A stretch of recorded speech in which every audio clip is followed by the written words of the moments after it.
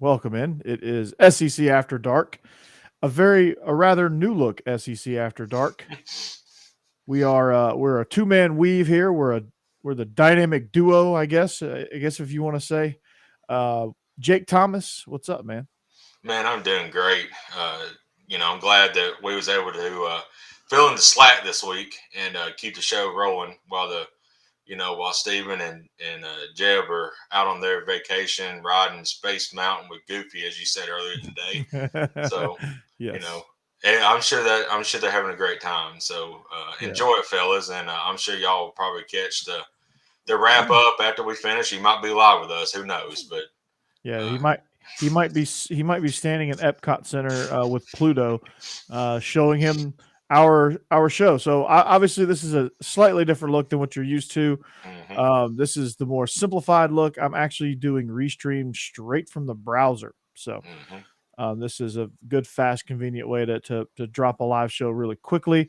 As you can see, it is dark or it is blank right now, but the chat will hopefully get fired up. Lots of stuff to talk about this evening with on SEC After Dark. Like I said, it's just myself, Corey Burton, and Jake Thomas. Jake Thomas, you can find him on the Tide Talk podcast, Mhm. and you can find him right here on the Y'all's Conference Network. Uh, Cody, what's up, man? He's in there. Roll Tide, Jake is what he said. Great job, curb stomping the dogs last weekend. You misspelled dogs, Cody. Yeah, DAWG is what how The they spell the dogs. dogs, man, dogs. Dogs. They didn't play Mississippi State last week, Cody. It's all good. Um, Yeah. so again, action packed show. Let's jump right into the game, man. We've got this game. We've got a few coaching changes, some superlatives, some little Heisman controversy. The Mhm. Heisman controversy is stung us right here on this network. So Yeah. um, we'll get into that as well. We'll get into our thoughts there. Corey Raymond just went to Florida. Wow. That's insane. That's a huge hire for Billy Napier. Great, Absolutely. bravo on that. Good job. Yeah. Um, Frank Wilson going to LSU. I think that's a big hire for Brian Kelly. He comes over from McNeese State. So Hmm. I do declare that was such a great hire. Um, Family. family. So speaking of family, Jake, what did you? So Vinny and I talked on Monday about this game, the SEC championship, and there was a lot of things that was rolling through my head. I made on my fancy note card here. I made a good and bad and ugly list, and I needed a legal pad for the ugly. I think in the second half, but um, first quarter was outstanding. Got off to a 10-0 lead. Used that 13 personnel package with the three tight ends just to perfection. Was able to do whatever we wanted to, moving the ball in the first quarter. Got off to a 10-0 lead, and then the slant happened, which we talked about on Believe in Hmm. Georgia Dogs. Stacy was in the chat, so we were having a conversation with him. But um, we talked about Georgia can't let up these big plays like that, these big long explosive touchdowns, and they let up quite a few. I think every single one of them were over 20 yards, except Hmm. except for the Bryce Young scramble, which was close to 20 yards. So I'll count that one too. But um, the 65-yard slant to the house to get Bama scoring, honestly, I think that was the point where Georgia was like, oh boy, our secondary was like, we can't contain this guy. Yeah. Jameson is one man wrecking crew. But yeah, you talking about the good. I will have to say first off, the good for Alabama's side was that offensive line. I mean, they're coming into the game giving up 7 sacks against an Auburn front seven. I mean, Auburn does have talent, but I mean, they was in the backfield pressuring Bryce all night long. Now, in the second half of the Iron Bowl, they did tend to get a little bit better. Seth McLaughlin stepped in at center Mm-hmm. in that game. He played center Saturday, and he held his own. But that offensive line really impressed me because I did not expect that offensive line to give up 0 sacks in that game. I thought they would have got at least 3 or 4. Right. And another thing is, we talked about it Wednesday night, and we may have talked about it Thursday on your show, Corey. But we said if either team gets up 10-0, it might be too far out of reach, but I mean, Bama never gave up, and they just kept pounding, and the rest is history. It was I'm actually in shock that the final score was that bad. In Yeah, I all mean, honesty, Georgia goes 22 minutes on a dry spell offensively. After after that touchdown, they couldn't get open. Stetson was taking coverage sacks. They stopped being able to run the ball. They couldn't produce much offensively outside of Brock Bowers, hmm and that's a big problem. And that I think when you look at what Stetson's able to do, I don't know why, and I question the game plan because I think they had like a game plan that is like a one size fits all, and the way they were executing it probably fit JT more. right. Um, but when you have a guy that can, with the running ability that Stetson has, with the escapability, just the kind of able to move around and climb in the pocket, get second chance throws and things like that.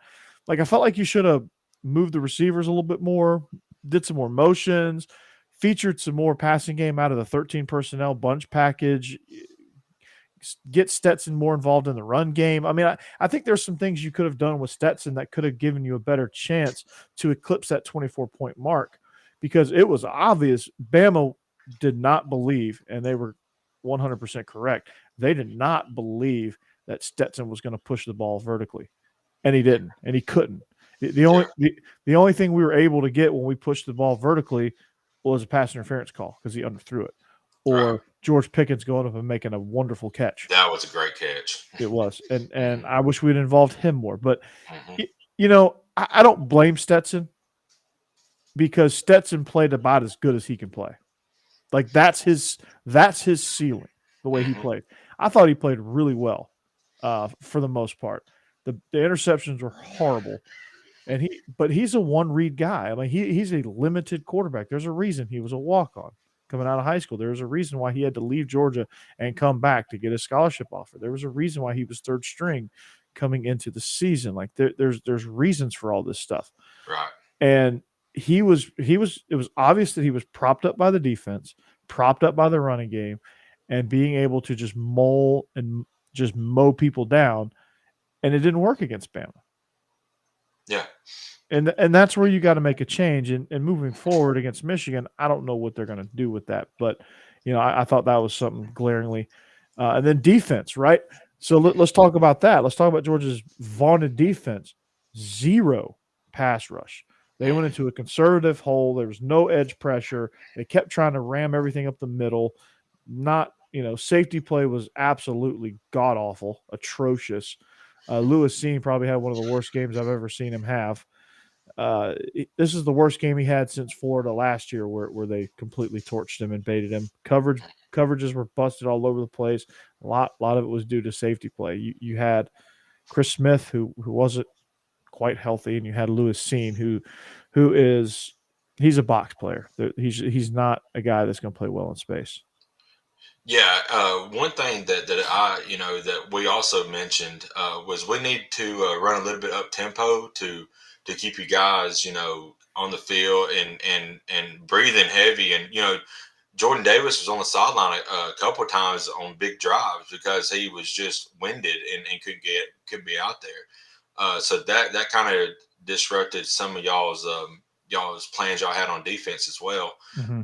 And but with it, I mean, like you said, the first quarter, I mean, we couldn't move the ball real good. I mean, we had a couple of drives, but it stalled out. We had a punt, and I mean, all the momentum that first quarter was on Georgia's side, and it almost felt like if Georgia got a touchdown or and made it 17-0, it would make it really really tough. But I mean, that defense, I don't know, it just collapsed in that second half. I don't know what Second happened. quarter. I mean, Well, the second quarter, yeah.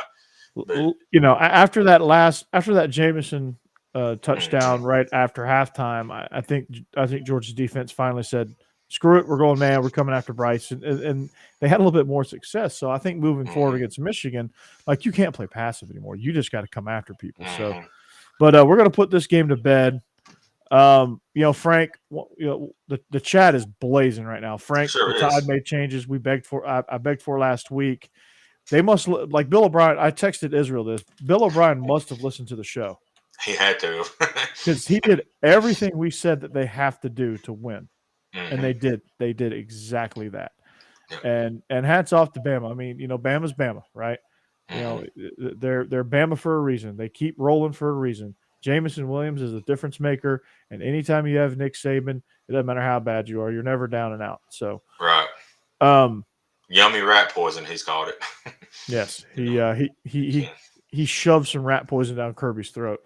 So, If I was Kirby next year, if these boys play again for the national championship, I better, if I'm Kirby, I'm telling the media to just shut up and not say a word about the game. Do not give Alabama and Nick Saban any kind of fuel to the fire, because that's what we, this is, I mean, this is great for Kirby because now he can go and for a month now, like he can just drill his team. But right. for Kirby, just I would have rather seen them be super hyper aggressive Hmm. and go to like if the score was the same and we were hyper aggressive the whole game coming after Bryce and just I would have felt much better about it. Hmm. If we'd have made a change at quarterback and it didn't work, I would have felt much better about it because at least we're going down swinging. At least we pushed Bama to their limits, and Yeah. that's the only way. Like that's the only way you can beat a team like Bama because Hmm. Bama has players that overwhelm you. Jamison Williams overwhelms you Hmm. because he can hit. He's a home run hitter, Yeah. and that's the only way you can do it. That's the only way you can get to Bryce Young is collapse everything in front of him and don't give him any daylight to squeeze through. And Right. if you do that, he starts looking down at the rush, just like Auburn did. Auburn just basically just made a conglomerated mass in front of him, and where he couldn't. I mean, it just overwhelmed him, and that's why Yeah. they only scored 3 points for 59 minutes. So, Yeah. Sure. um, but this game's behind us. On to Cincinnati, on to Michigan for me. Hopefully, we'll meet up in the national championship for an all SEC natty. Yeah. And hopefully, Georgia will be more aggressive, win, lose, or draw. I just want to see us come out swinging. I just want to see us punching, punching, punching, punching, punching, punching, punching, punching. And I want to see JT Daniels do so. Yeah. Um, coaching hires, man. Let's get into that. Since we last left you, we had Mario Cristobal, Corey Raymond, so a few Mhm. assistant hires. Brenton Venables going to Oklahoma.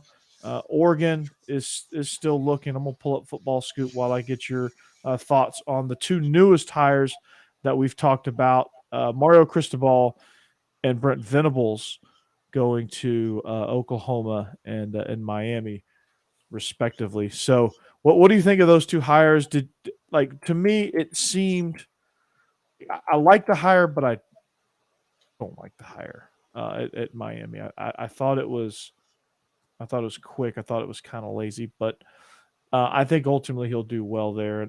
And Britton Venables, I'm not sure. I'm Right. just not. I'm just not sure. But I don't know. What do you Mm. think?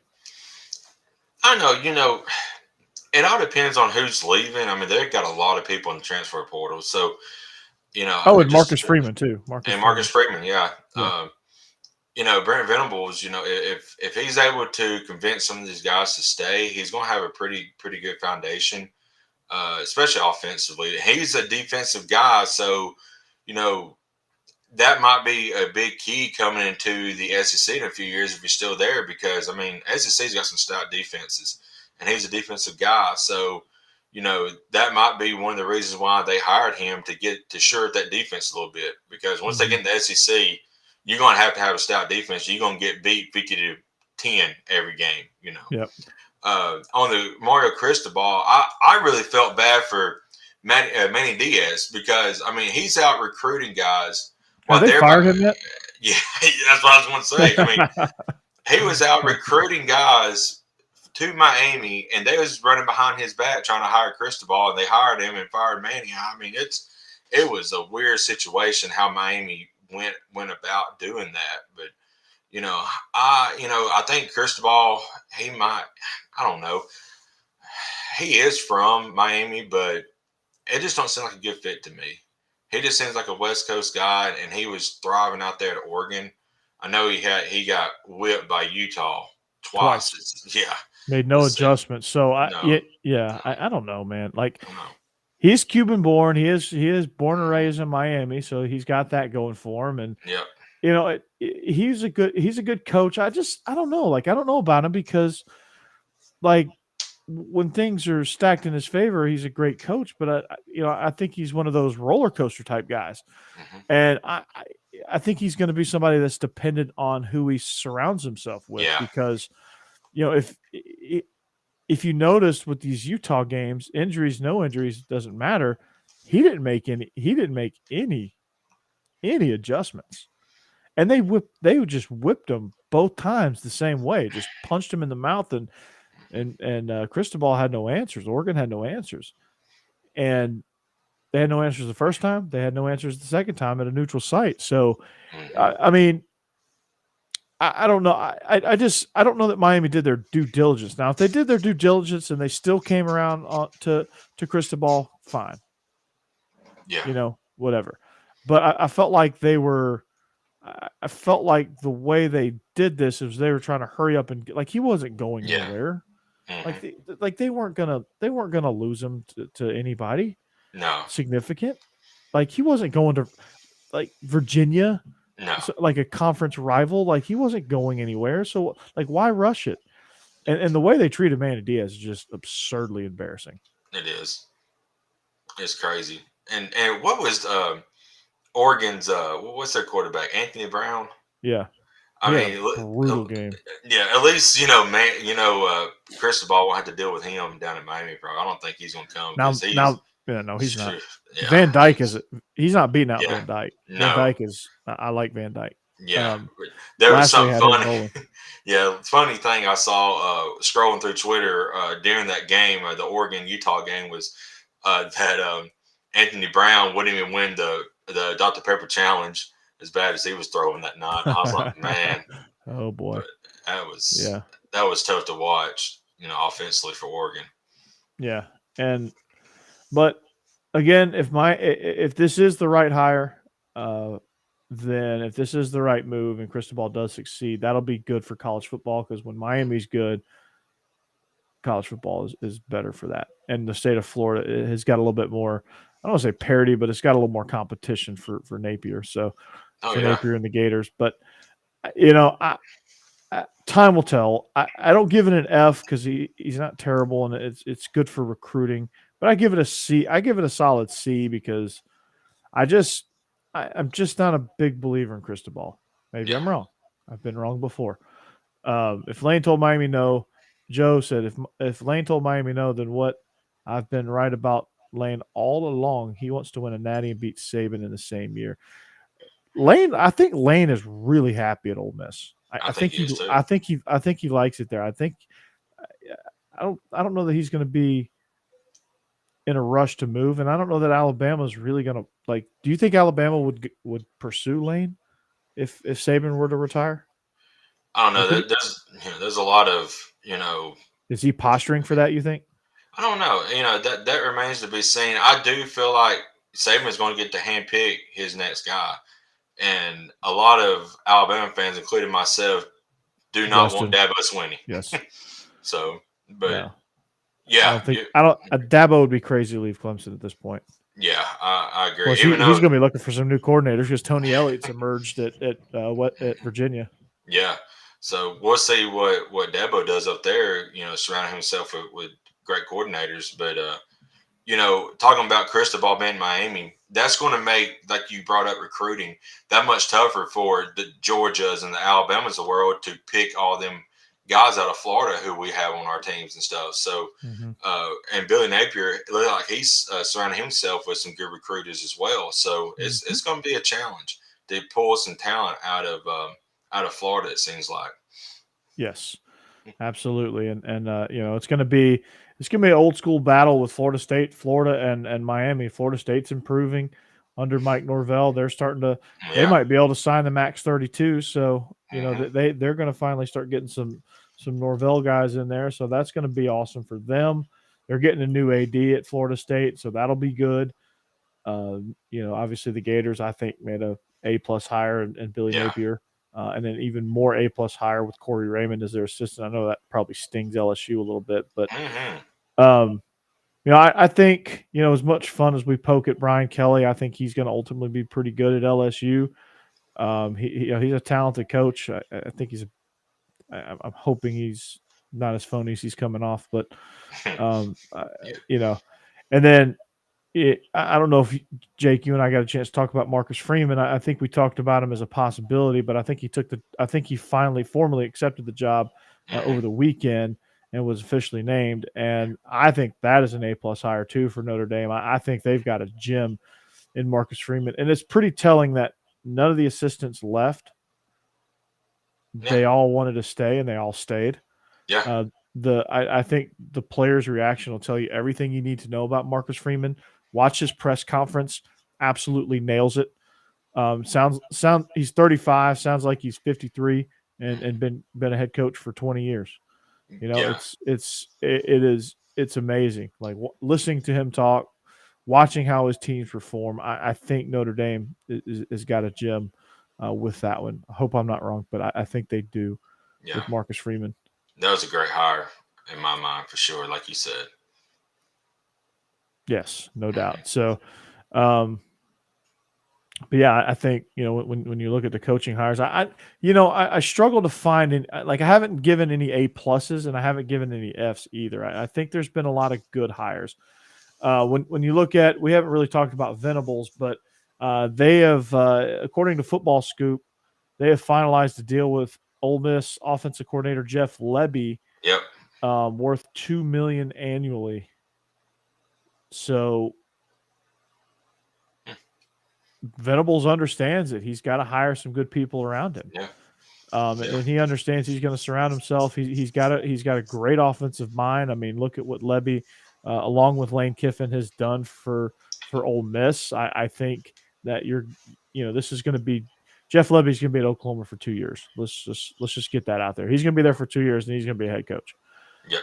I think he's really, really talented. I think ultimately he probably wanted to get out from under Lane Kiffin, just to prove that he probably had more influence on the offense than people are giving him credit for. You could see the Baylor influence in there. You could see Mm-hmm. his in the offense. It had a little bit of Lane twist to it, but I think Lane gave him more pull than people realize. So you'll kind of see that in Oklahoma. And Oklahoma, I like the hire because it's going to give them toughness. I think recruiting is going to be, obviously recruiting at Oklahoma is not overly difficult to begin with, but Right. I do think Venables does have some star power there with his name. I worry about everything outside of coaching swallowing up Brent Venables because I Mm-hmm. just don't think he's that type of person. I worried about that with Aranda, but he seemed to handle it. He has done well. Won the Big 12 in his second year Yeah. at Baylor. Absolutely. So he's doing something right. I worry about that with Brent Venables. I worry about like these defensive coordinators that seem like they're going to be career coordinators getting swallowed up by all the things you have to do as a head coach. Mm-hmm. So that's going to be the biggest factor for Venables to overcome because everything else he's great. Absolutely. And here he's going to be another guy we're going to talk about in a few years, whether he's going to be kind of like a Steve Sarkisian, or Will Muschamp type, where he's a great coordinator, but just falls flat on his face as a head coach. Mm-hmm. So it remains to be seen. But him hiring Jeff Levy was a great move on his part. So, Mm-hmm. like you said, I believe Jeff Levy may be there, like you said, 2 years, and he'll be a head coach somewhere because he's a brilliant offensive mind. Yes, exactly. And so I like that a lot, and I think it's going to be ultimately good for that. You know who I heard was a candidate at Duke. You're going to get a good laugh at this. Who's that? Jason Garrett. Really? Jason Garrett. Oh my goodness! There was a lot of boy. it wasn't nothing major, but a lot of people had him coined as a potential offensive coordinator for Alabama. if we were to get rid of Bill O'Brien. Oh So God, that would be yeah, worse than Bill O'Brien. I know. I did not like that move, so I hope that does not happen. Yeah, I see. I thought, and I've been hammering. I've been hammering Bill O'Brien. Hmm. He had a tremendous game Saturday. He He really did. did. He really. I can't. I can't. I got to give him credit. I hammer him. Then I got to give him credit too. He had a great game. But I'm looking at Scoop now. That's all like the notable stuff, really. Uh, Fresno State, Jeff Tedford. I thought that was extremely lazy hire. Hmm. Um, Yeah. Brent Pry, I thought was a pretty good hire. Jay Norvell going to Colorado State. Mark Whipple uh, created a Heisman Trophy finalist at Pitt, resigned and went to Nebraska. Hmm. Yeah. Like he's going from a very stable situation to he could be out of a job in a year because Yeah. Scott Frost is on thin ice. Yeah. He's been on Like thin what ice for a couple of years. the hell? Yeah. Um, so unfortunately for you, former Brevard College defensive coordinator Luke Jacks accepted the defensive coordinator job at Missouri Valley Huh. University. So Oh. yeah, sorry about that. Sorry to burst your bubble there. Yeah. Um, one of my kids is in JUCO in California. Avery Bass got an offer from Concord University, D2 school in West Virginia. Nice. They are looking for a defensive assistant, so probably defensive line. I wonder what he would do if I took that job and showed up and he took the offer and he showed up and saw me on campus. He'd probably lose his mind. He would. There you go, So coach. Go after coach. let's do it. Yeah. Hey, tell the wife, hey, want to move to West Virginia? Okay, all right. So But you just got to tell that coach that you got to have Wednesday nights open for SEC at the dark.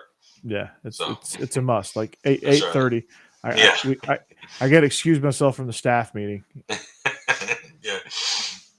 So Come chop it up with you guys. So, that's right. but that is the coaching carousel. It looks like it's slowing way down. So we're just waiting on Oregon to make a hire. We're just waiting on Oregon to hire somebody, and maybe it's Chip Kelly.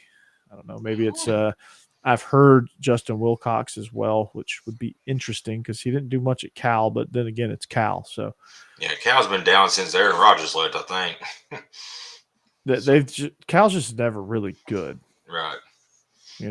So, well, let's get to another controversial topic. If Bill O'Brien leaves, you think Brady would be a consideration? I don't know Tom about Joe Brady? Brady. No, I'm Yeah, just Tom kidding. Brady. Yes. Yeah.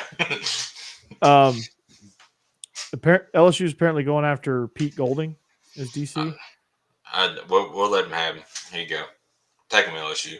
I was ready to donate money to O'Brien's contract extension until after the SEC championship game. Yeah. He may got himself an extension after that game, probably. Which is actually maybe false hope because Right. Saban was all up in his grill after Oh, that yeah. Auburn game. Yeah, He for was sure. like, yeah. Joe Brady would be in consideration. I don't know. You probably think so. He'll probably get a phone call, maybe. I mean, you probably call him, but didn't he say he left LSU to go back to the NFL because he didn't really like recruiting? Or is that I'm just making that up? I don't. No, I thought that was you're not. right. I mean, obviously his options are going to be his options, but I think Right. he'd prefer the NFL. So he's a lazy recruiter. I mean, that's what it Yeah. was. Yeah. That's right. He didn't like it. I think Oregon should go after Lanning. I don't see Lanning going west of the Mississippi though. I don't know. I think if Oregon offered Lanning, he'd be gone in a heartbeat. I did too. I wouldn't blame him one bit. Would not blame. I hate to lose him, but I wouldn't blame him one bit.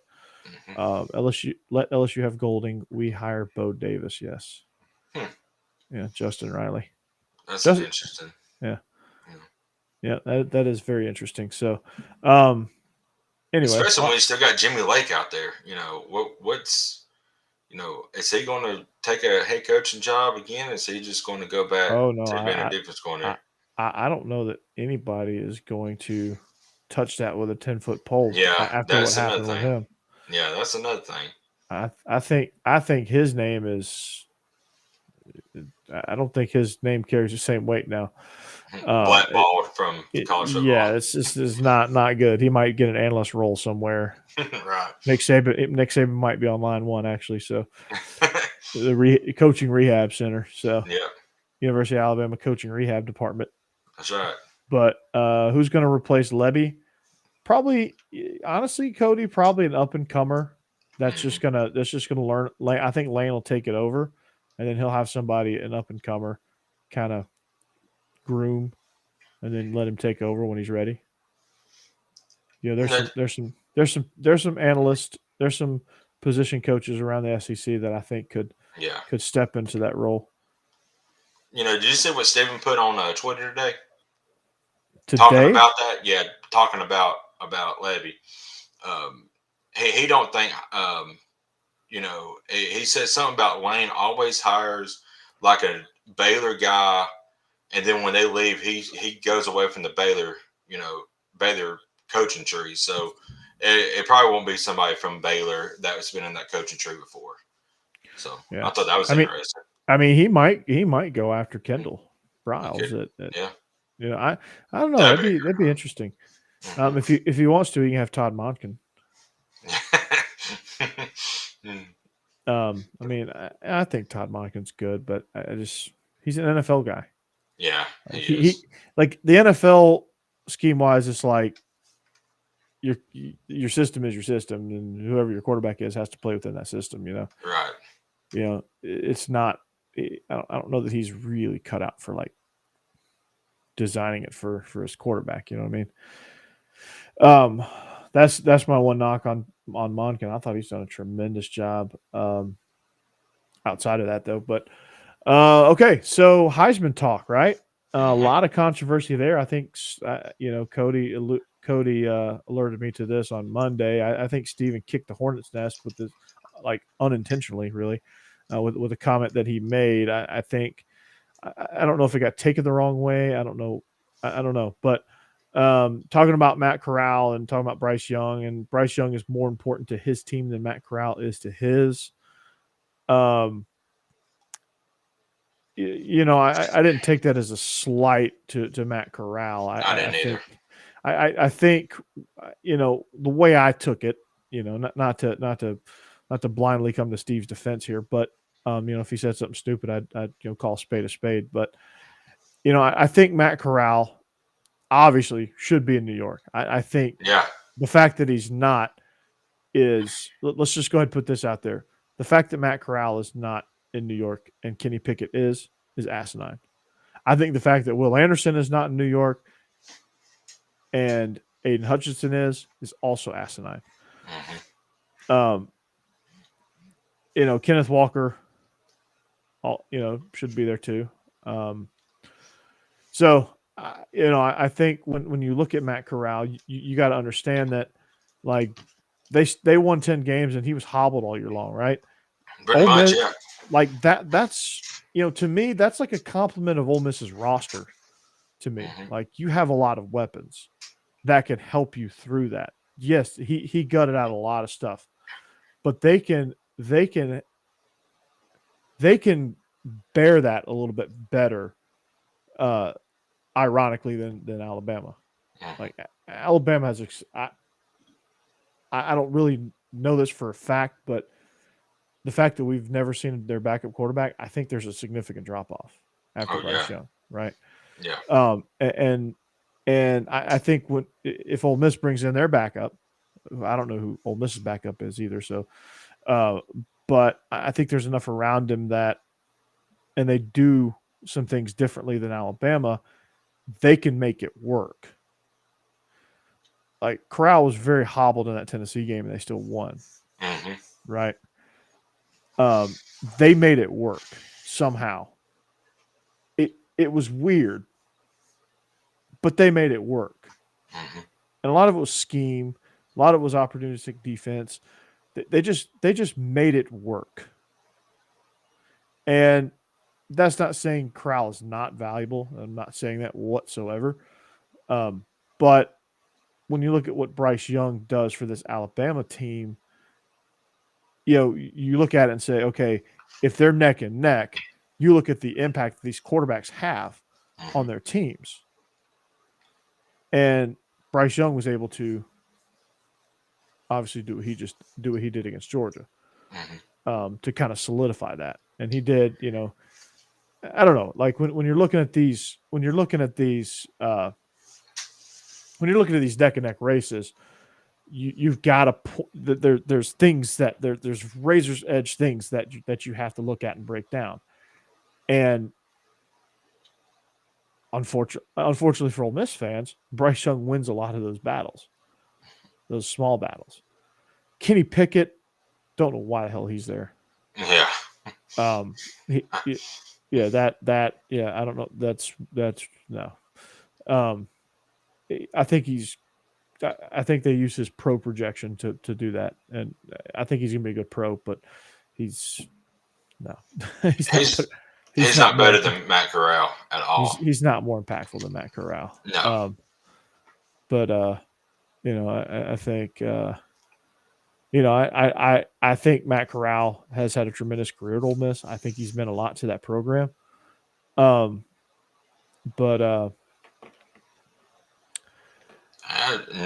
really, Cody. No. I mean, you saw how bad our offensive line had been up until the Georgia game.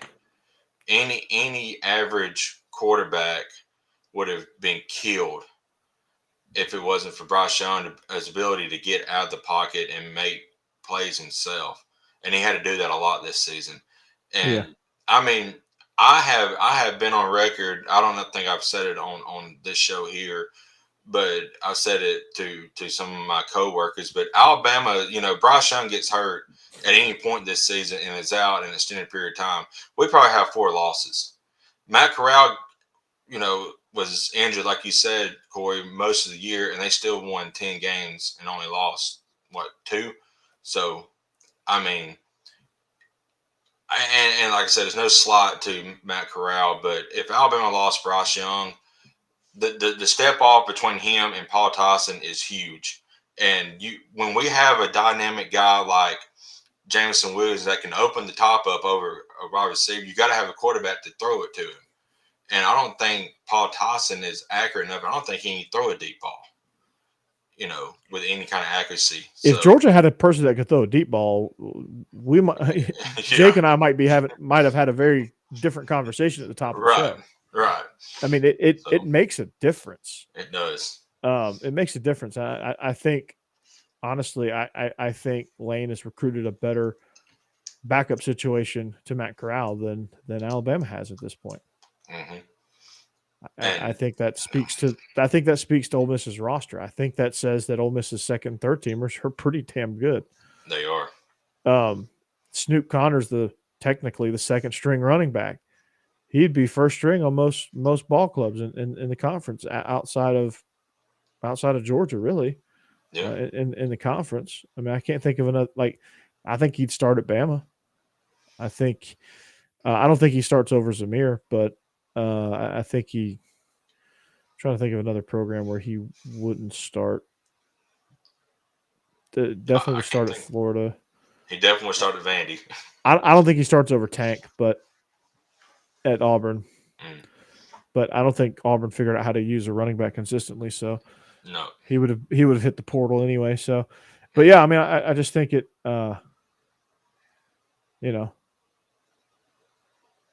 Look at it like this: Matt Corral wins the trophy. Had Ole Miss beat Bama, and they were still 10-2. I mean, maybe depends. Like if they get in the SEC championship and they win at 10-2, probably. Snoop is a beast. Yes. I don't know. Like because there was no front runner for a long time. Matt Corral never fully seized that opportunity. Bryce Young finally on the last week of the season seized it. I mean, that's what it came down to, honestly. A 97-yard drive to win or to tie the game against Auburn. And then that he had to run out of the pocket last week and he had a guy coming after him. He just shuffled it to the right and Brian Robinson was there. That's another Heisman moment he had. And the one where he points Mechie to the corner and drops a dime on him. That was, it's stuff like that. I mean, and then it's all, and then it comes down to the political side of it where you have voters and, Hmm. you campaign and all that stuff. So, I mean, that's part of it, unfortunately. And, the year that Peyton Manning lost to Charles Woodson had a better campaign, Hmm. Yeah. had a better marketing team. That's what it also comes down to. Bryce I, Young had better marketing. yeah. Um, And that's part of it. honestly, you can almost make the case where all the four invitees could be all SEC top players. You know, Bryce Young, Matt Corral, Will Anderson, and Jordan Davis. Yeah. You know, like you said, Matt Corral not being there is a travesty. Will Anderson not being there is a travesty. Yeah. So, I think it, I don't think it should have been a runaway with Bryce either, to be honest with you. But, um, yeah, oh boy. Yeah, don't sorry, remind me, Corey. Justin. Yeah, I know. This is all PTSD. Um, Young credit for a game tying drive against Auburn because, John, yes, in most cases in the Iron Bowl, Yeah. there is probably, and Jake, you can back this up. There's probably, out of how many times they met? 115 times. Yeah, a bunch. So, so you take probably half of those, and one team probably should have blown the doors off the other team, and they didn't it's a because it's a rivalry game. it's a rivalry game. It's a road game. Yeah. Auburn is a really tough place to play. I mean, Yeah. you look at just about anywhere in the SEC, and it's tough. Like Mississippi State now, they closed their stadium in with all the cowbells. That's a tough place. Kyle Field is tough. Yeah. Death Valley, Sanford, Bryant Denny, the Swamp, even the Grocery Bag at Kentucky. They're right on top of you, man. Yeah. And they come out now. Since Stoops got there, they fill that place up, man. Yeah. Every game's tough for Vandy at home Oh. because they have a road crowd every week. Yeah. And that's a high school field, so they're right on top of you too. Yeah. So everywhere's tough to play. So any conference win is respected. Yeah. Yeah, that's what makes it tough, Justin. It's they're right on top of you. Yeah. And the stadium goes straight up in the air. So Yeah. it makes it even louder. So, and that Auburn voodoo. I mean, every Mhm. team that goes down Jordan Hare experiences it at least one time a game. Yeah. So, I mean, Bryce only threw 43 touchdowns and 4,300 yards and 4 picks. 4 picks. I mean, terrible season, really. Yeah. So, considering it's a rivalry game, Bama was 20-point favorites. That's how crazy this rivalry is. Those numbers get thrown out all the time. Like you throw those numbers out, it doesn't matter in the Iron Bowl. It really doesn't. And I'm not even involved in the rivalry. You just know. You never know. You want like the year, I think it was 09, and Bama was in the same situation. Jordan-Hare, they got to win the Iron Bowl. Auburn is huge underdogs. They're in a rebuilding year, and here comes the Tide. The Tide had to have a late drive for McElroy to win it. Yeah. Like the same exact scenario. Then they go on and win a national championship. Mm-hmm. I hope that didn't happen this year. I hope you guys hit a road bump from the Dogs. But I think who knows. So you look at environments. That's that's what that is. Right. So I mean, I have immense respect for that. And if Matt Corral would have come in like Cody has said into Bryant Denny and had a late game drive where they won the game, then you might be talking about him being up there for Heisman. But he finally got going, I think, in the second half. But I mean, he struggled that game. So he just, like I said, in a tight race, those things matter. Exactly. Those things matter in a tight race. Mm-hmm. Small things matter in a tight race. Mm-hmm. There was no clear-cut favorite, so it's not like Corral could have afforded to have those struggles. Mm-hmm. Bryce Young, fortunately, Matt Corral was still in the race for, was fortunate for a while and still should be. Like Yeah, it absolutely. still should be. But how big do you think the rivalry would be when Bama and Auburn move to the East? Hmm. I mean, our rivalry with Auburn's already intense. It's the Deep Yeah, South oldest rivalry, but yeah.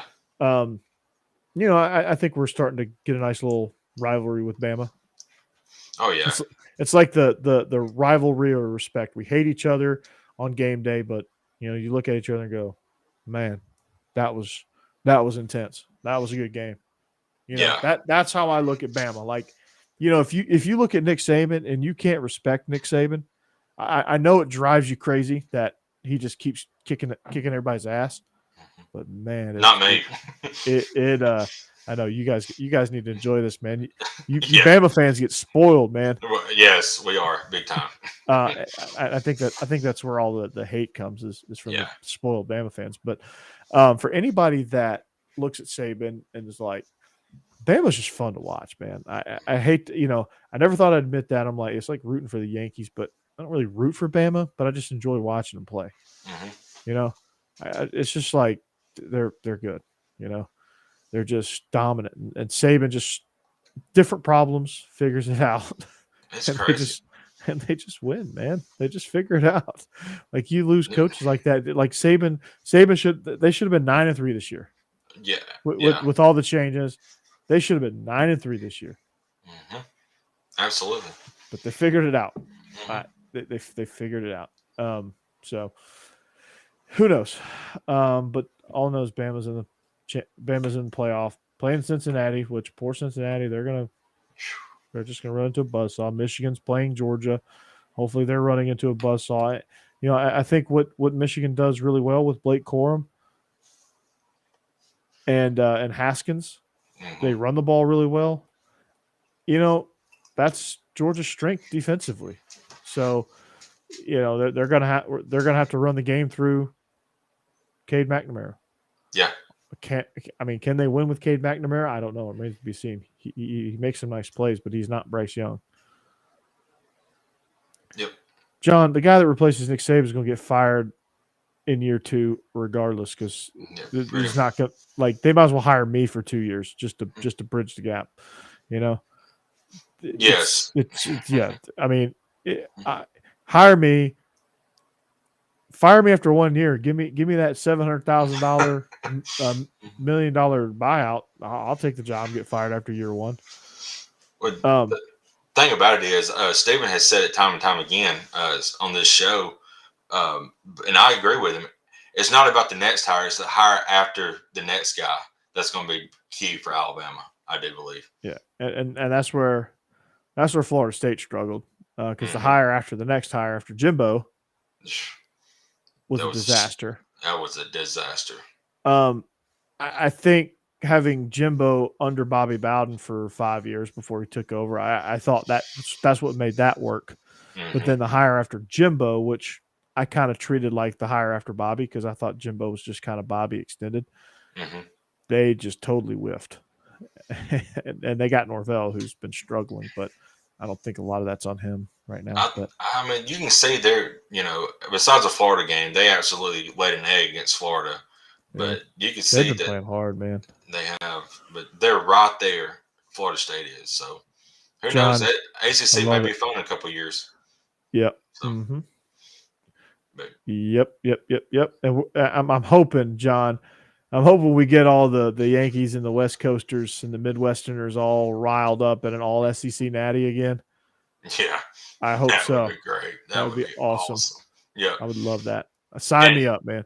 yeah, and Cody, yeah, Saban is under contract till 2028, and that's when he said he was going to retire. I So, believe and him, yo. He'll be yeah, 78. yeah. And February of 2029, Alabama probably have a new coach, if not before. So we'll see. The new coach will probably be on staff at that point. Probably so. They'll probably be on staff at that point. So Hmm. just bear that in mind. Might be Bill O'Brien. Who knows? No. It's going to be Bill O'Brien. Oh. Well, if he gets fired in 2 years, that's fine. No, so here's what's going to happen. Urban's going to get fired from the Jaguars this year. Then he's going to come be an analyst, and then Urban's going to be the new head coach at Bama. But if he don't win, he's going to fake a heart attack. So, I mean, how long is he going to be there? Well, we just need somebody for 2 years. Well, that's true. You just need a bridge guy. So Yeah, he's perfect. that's true. There's plenty of co-eds for him to grind on. So that'd be good. God, Corey. It's Oh, enticing for him, man. That's it is, I something know. he probably looks at. Oh my gosh, that Uh, video of him. Oh, that was awful. that was terrible. That was terrible. God. I can't imagine what his wife would say. I can't believe he's still married after that. Yeah, I I mean, know, right? but Whew, yeah, brutal. So, it was. so that there's your Heisman talk. Mhm. Superlatives. Coach of the year, SEC. I think there's about 6 guys we can make a case for. Oh yeah, Obviously Kirby going 8-0 conference play, just running roughshod, having the best defense ever in Georgia. For that to all get kind of derailed in the SEC championship, tainted a little bit, but doesn't take away what he did throughout the course of the season. You can only play who you play. You know, yeah, you play in the SEC East, you just dismantle everybody in the East. yeah. East That's is all you down. can do. Hmm. There's Down, no, not down, but yeah, they didn't win. They beat the hell out of people. So, yeah, and that's not um, his fault. That's not his no, fault. no. And Justin, yes, you can make a case for Sam Pittman being coach of the Yeah, year. I mean, he won all that hardware, got dug Arkansas from the depths of Brett Bielema's gut, ugh. and got them 8-4, Hmm. just with a depleted roster still. Yes, you can make that case. Lane Kiffin winning 10 games at Ole Miss, getting them into New Year's Six Bowl, turning that That's program huge. around. Hmm. That's huge. Mike Leach getting Mississippi State into a bowl. They were pitiful last year. They were pitiful under Joe Moorhead.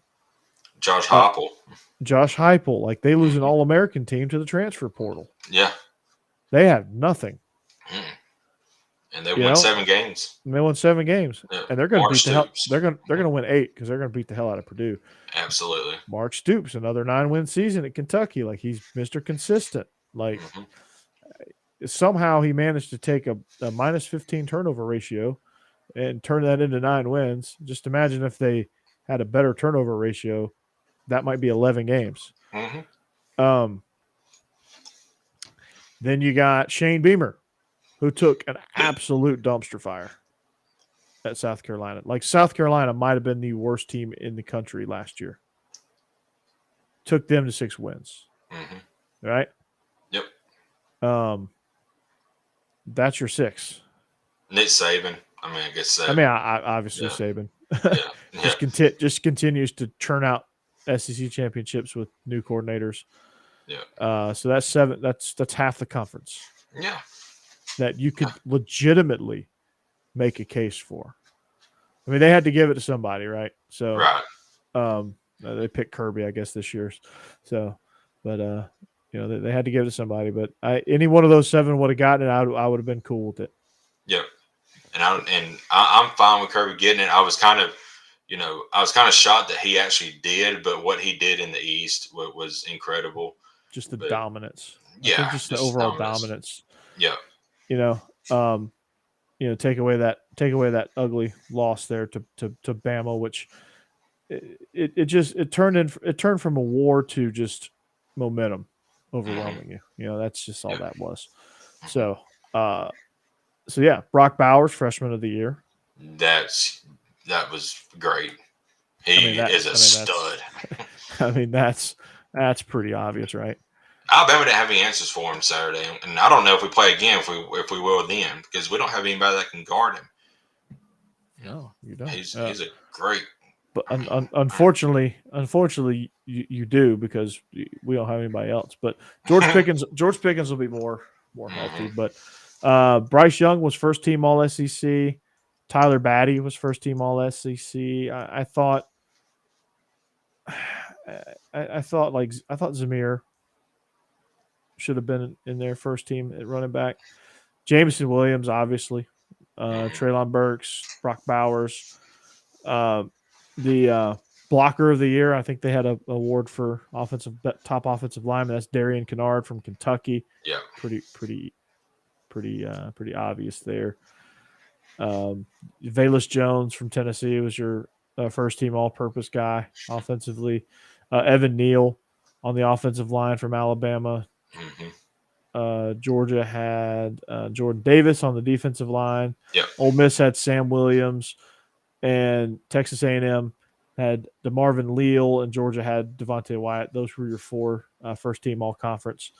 Will Anderson, Nakobe Dean, and Damone Clark from LSU were first team all conference linebackers. Then you had Roger McCreary, Jordan Battle, Jalen Foster, Monteric Brown as your all conference first team defensive backs.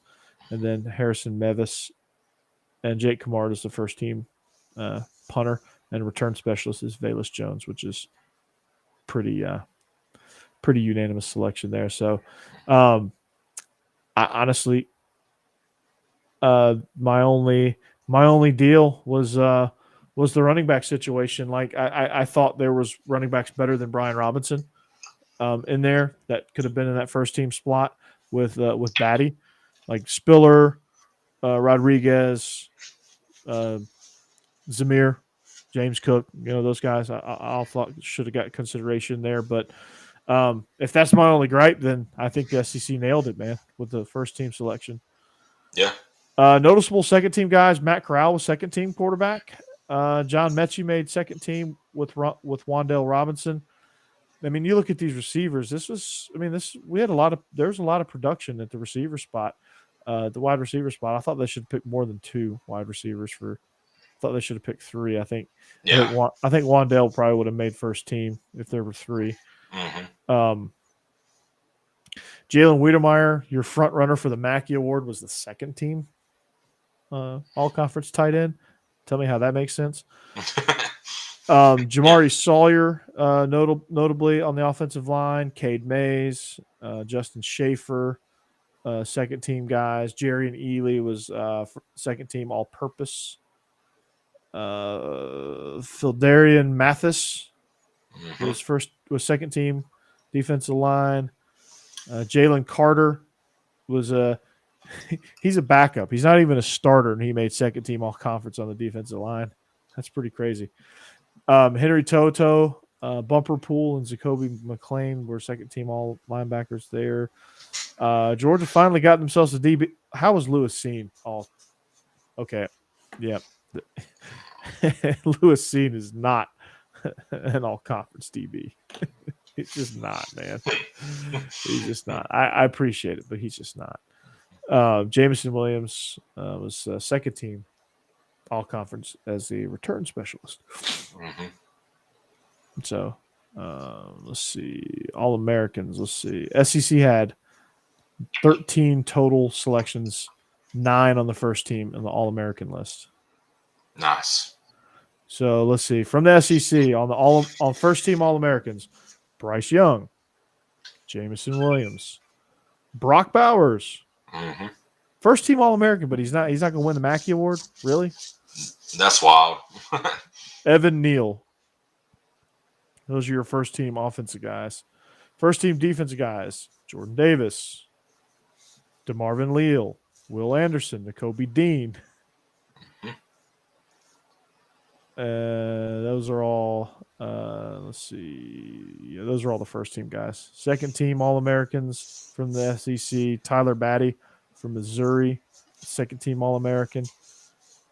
Kenyon Green on the offensive line from A&M. Then you had defensively, you had Josh Paschal, second team All American from Kentucky. Then Jordan Battle, second team All American at safety. Who do you think is better, Helms or Battle overall? I thought Helms had a really nice game. Yeah, he had a nice game, but Jordan Battle has come on the last couple of games and really the last month. Helms has been fighting an injury all year, so his production early on wasn't there, but he's healthy now, and you saw it in that game. He's like a missile out there. He's a ball hawk. Yeah, he knows the ball's at. I think y'all safeties are outstanding, both of them. I think they were both outstanding. But I mean, it helps when the quarterback you play against in the SEC championship can't push the ball vertically. They can just sit there at 10 yards and drive on everything. Mm-hmm. So, so that's your All American team. So I mean, obviously people worry about the SEC bias. Well, I mean, proof's in the pudding, guys. That's right. We produce. We produce. Um, Yeah. the first team All American running backs were Kenneth Walker and Brees Hall, which I think were two good selections there. Mm-hmm. I'm fine with that. Sincere McCormick was also the other second team All American running back from the Roadrunners. Huh. Colorado State got a tight end in there, Trey McBride. He's on the Mackey Award list. Wow. Boston College got themselves 2 offensive linemen on the second team, and I think they got 1 on the first team too. Maybe not. Wait, a Colorado State tight end got, but Brock Bowers is not up for that award. What the? And Brock Bowers made first team All American. Like, I know. I don't understand. Yeah. I don't get it. I don't either. That's wild. Who's national coach of the year? You think? There's gonna be a lot of good guys up for it. It's not Sarkisian. I can tell you that. No, not Sarkisian. Not Dan Mullen. Not Clark Lee. Not Clark Lee. I mean, it's got to be Luke Fickell, right? And, I mean, taking a G5 conference, getting him in the playoffs, he's up there for sure. So I think USA Today did Kirby, but I think that was kind of a lazy move, to be honest with you. I mean, the media's gonna. I mean, Luke Fickell is. Yeah, that's a tough one to beat, man. It is. It's a tough one to beat. It is. He's good. He is. He's really good. He's gonna have to prepare for Bama though. Well, Bama's gonna whip his ass, but that doesn't mean he's not a good coach. No, he's a great coach. It's just upper echelon, most elite SEC ball club in the history of the conference versus the American Conference. Mm-hmm. Like, come on now. I mean, it doesn't mean he's a bad coach. I mean, there's a lot of great coaches got their ass handed to him by Saban. Oh yeah, and it's kind of surprising nobody has gone after Fickell for one of these big time jobs, but I think he's holding out. They have. They have. Yeah, he's been getting phone calls. Right. Notre Dame was all over him. Yeah. I think he's holding out for Ohio State job if it ever comes open. Here's some things I've heard that obviously Matt Nagy's on shaky ground with the Bears. Yeah. Mm-hmm. Would not shock me if Ryan Day went over to the Chicago Bears. Yeah. To reunite with Justin Fields. Would not surprise me. I think Ohio State is the only job Luke Fickell would leave for. That's what I think too. Yep. Because since he's going to the Big 12, mm-hmm. So he's going to be in a Power 5 job. But, I mean, thanks, John. Yeah. Thanks for typing out what I just said. I love it. Yes, I did. Yes, I did. John said, "Beat me to it, Corey. Damn it." Yep. Yeah. All good. It's all good. But, yeah, thanks I agree. For being my scribe. So yeah. I think that's where Luke Fickell stands. Matt Campbell. I don't know what he's waiting on. I think he's just happy at Iowa State. He's turned down a bunch of stuff too. Yeah. So, I think it's going to be, I think Cincinnati's going to do really well. I think that Baylor and Iowa State are going to do really well in that conference. Moving forward, I think TCU had their chance. I think they made a really lazy hire too with Sonny Dykes. He's good, but not great. Mm-hmm. Texas Tech potentially made a really good hire. I don't know anything about this guy, Joey McGuire. So Big 12 might actually turn into a fairly decent conference. It could do. Yeah. It'd be interesting to see in a couple of years. Yeah, it would be. I can't wait. Mm-hmm. Especially when I can't wait to see what the SEC is going to do with their grouping when Texas and Oklahoma come over. So that'll be interesting as well. But Jake, we've been going an hour and 5. Wow. Time flies when we're having fun, brother. I know, right? Yeah. Who needs you, Steve? No, yeah. No. We need you back. Yeah. We need the 4-man weave. We need the fancy. We need the fancy graphics. Although the squares in the background, those are pretty nice. Yeah, it is. I like that. The Bears are about awful. Yeah. The Bears are unwatchable. So, but that's going to do it for us here on SEC After Dark, man. So we're able to keep it. We're able to keep it rolling. I think we're going to go on a Christmas break Mm-hmm. after this week. We're going to take a brief hiatus, and we're going to come back at you with some playoff previews, even if it just has to be Jake and I for an episode before the new year. We're going to do it one way or the other, either Yeah. here or in the normal setup. But the chat was blazing as always. Thank you, We guys. we thank you, because without you, maybe it's just Jake and I here rambling about stuff for an hour and a half. So That's right. you guys keep us fueled with stuff, with new ideas, new things, new questions to answer. My ADD gets blazing sometimes, and that makes for a really good show. So we Yeah. thank you guys for watching us and finding us. I'm going to get into the habit. I haven't been, but I'm going to get into the habit of posting the show to my Beast of the East podcast channel on Mm-hmm. Apple and Spotify. So this will be, there'll be kind of this will be kind of an offshoot of that as far as that's concerned. And always you can find us on replay anywhere. We're echoing all about the network, so you can find us just about anywhere. We need to get tapped into a network of former players. I'm working on that with my Georgia show. I've had some former players on before on my Georgia show with Israel. Israel's a former player as my Right. co-host. So, by the way, I forgot to tell y'all the other night when we was on there. I love being an Alabama guy. I love that clip of Israel having that touchdown against Auburn. yeah, I love that. I was putting together an intro and I saw that clip and I was like, oh, this is perfect. Got That's to put right. this in here. Yeah. So yeah, that was great. That was Yeah, Joe was. Cox. That was Yeah. the year Auburn was like favored over. That was 2009 actually. Yeah. They were actually favored because Georgia was having a tough year that year. Georgia was like 8-4 that year, I think. It was Yeah. a bad year. So, but anyway, that's going to do it for us. If you guys know of any sponsors, any small businesses, any internet businesses that want to advertise, please reach out and tell them to reach out to us if they want to be a part of the show, partnership wise.